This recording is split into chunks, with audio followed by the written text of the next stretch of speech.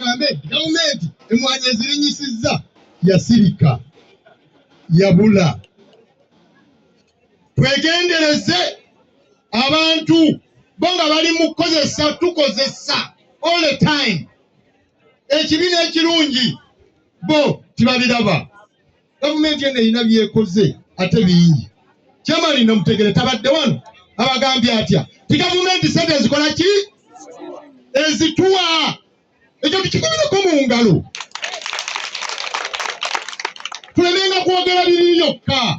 Gavumenti wano buli mwaka gavumenti eweereza akawumbi ka ssente kakulima makubo.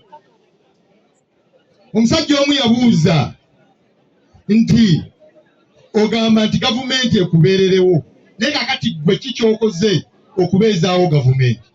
Ekiswa kiri mu kkubo naye gwe tosobola kiwaayo. Nze nyalamu ebiswa 5 si kimu. Nyalamu ebiswa 5 nibananga timuziyiza nkulaakulana. Mbeegayiridde bassewo ne bannyabo. Oluguudo nkulaakulana bazisazeesaze muno naye amapoloti galinnya ebibanja bikola ki birinnya. Nze olwaleero